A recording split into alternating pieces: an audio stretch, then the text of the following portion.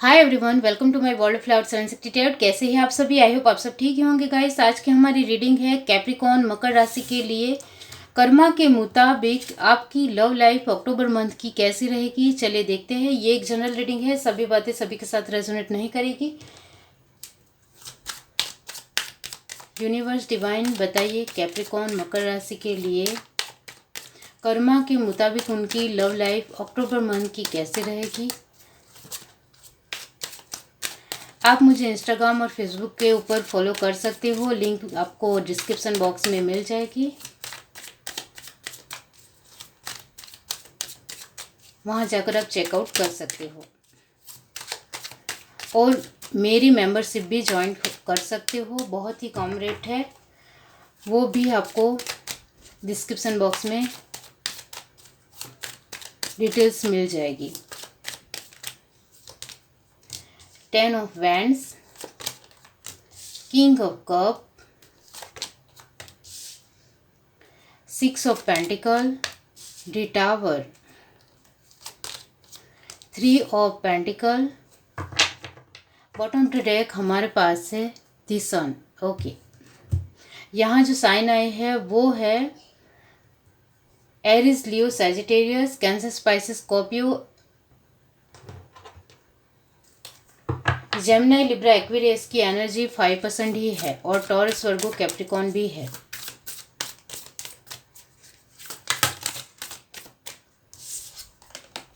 Hunter, track down your fears and desire, फिर से sun, very nice, enjoy success and happiness.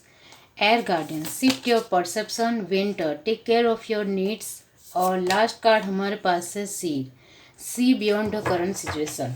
Bottom of the deck हमारे पास है sky father, trust in the unknown. Okay, तो यहाँ कर्मा के मुताबिक आपके पर्सन आपको लेकर क्या सोचते हैं वो मैं आपको बताना चाहती हूँ। उनका मानना आपको लेकर यही है कि आप बहुत ही ज़्यादा जिज्ञासु इंसान हो, बहुत काइंड हार्टेड हो, दिल से अच्छे पर्सन हो, बहुत इमोशनल भी हो, जिम्मेदारी निभाना भी आपको आता है, और लोगों के साथ एक अंडरस्टैंडिंग बिठाना भी आपको आता है। इस तरह से उनकी सोच है।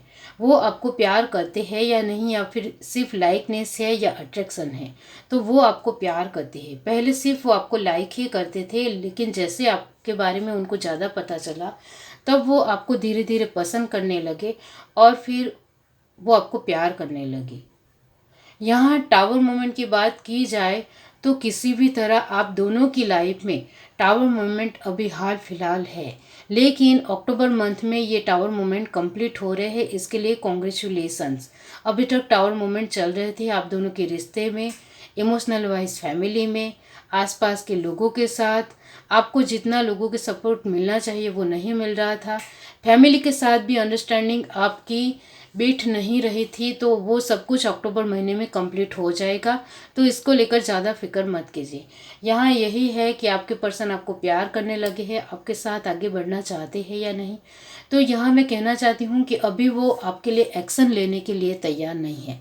आप दोनों का प्यार अभी प्रोग्रेस में ही है, प्रक्रिया में चल रहा है। उनके दिलो दिमाग में आप रहते ज़रूर हो, लेकिन अभी प्रोग्रेस ही है। अब ये जो प्रोग्रेस है वो आपका जो रिश्ता है वो 6 साल का है, 10 साल का है, या फिर 5 साल का है, या 3 साल का है, इससे कोई फ़र्क नहीं पड़ता है। यहाँ मैं यही कहना चाहती हूँ कि आपके इतने साल हो गए हैं फिर भी आप दोनों का रिश्ता प्रोग्रेस में क्यों है, वो आपको समझने की कोशिश करनी चाहिए। आपने अपने रिश्ते को लेकर चाहे कितने भी एफर्ट क्यों ना लगाए हो, फिर भी आप दोनों का रिश्ता स्ट्रांग नहीं होता है, तो कुछ ना कुछ तो प्रॉब्लम है, इतना मान लो। बार बार ये प्रॉब्लम आ रही है तो आपको प्रॉब्लम सॉर्ट आउट करनी चाहिए। यहाँ आपके लिए मैं एक रेमेडीज़ बताऊंगी, वो आपको करनी है, जिससे आपका प्यार जो अभी प्रोग्रेस में ही है, चाहे कितने भी साल हो गए हो, तो ये अच्छी बात नहीं है।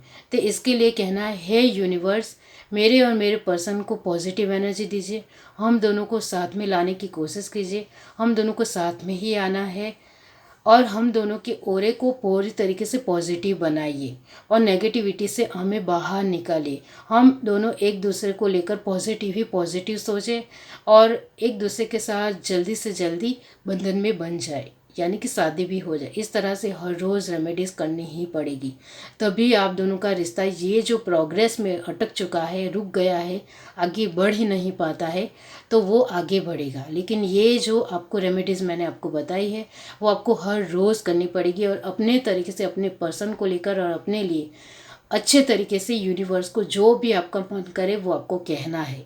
इतना याद रखो। यहाँ कर्मा के मुताबिक जो परिस्थितियाँ है इसमें यही कहा जा रहा है कि आप स्मार्टली वर्क नहीं कर रहे हो।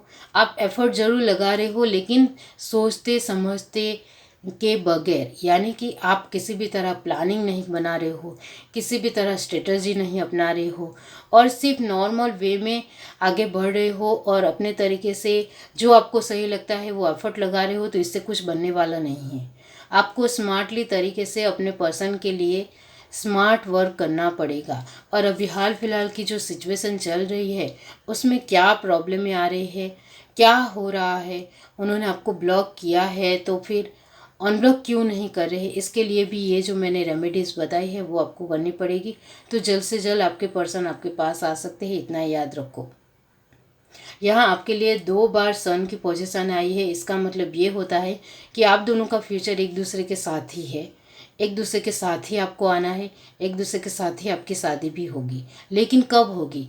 यहाँ तो आप दोनों का प्यार अभी भी प्रोग्रेस में ही है, चाहे कितने भी साल रिश्ते के हो गए हो, तो ये प्रोग्रेस में से बाहर निकले। पहले अपने प्यार को स्ट्रांग बनाने की कोशिश कीजिए किसी भी तरह, जिससे आसपास आपके पर्सन भटकते नज़र ना आए। प्रोग्रेस में से बाहर निकलना है, वो आप खुद ही कर सकते हो।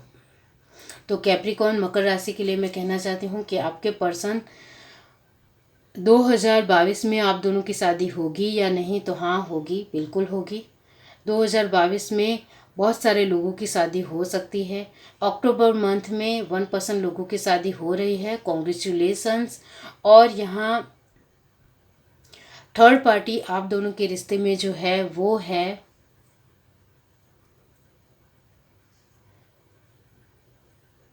फैमिली को लेकर जिम्मेदारी।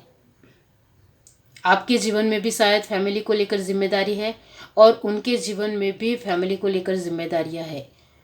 वो हटती नहीं है, दूर नहीं जाती है। तो ये नेगेटिव कर्मा की साइकिल है। नेगेटिव कर्मा की साइकिल से बाहर निकलने का आपका खुद का ही काम है। आप उसमें एफर्ट लगाओगे तो निकल जाओगे, आप एफर्ट नहीं लगाओगे तो रह जाओगे, इतना याद रखो। नेगेटिव कर्मा की साइकिल से कैसे भी करते हुए बाहर निकलने की कोशिश करो। आपके नेगेटिव कर्मा की साइकिल के 5 साल हो तो आपकी अपनी कोशिश से आप 2-3 साल कर सकते हो, वो आपके हाथ में है। इस वजह से मैं कह रही हूँ कि आप उसमें एफर्ट लगाओगे तो होगा।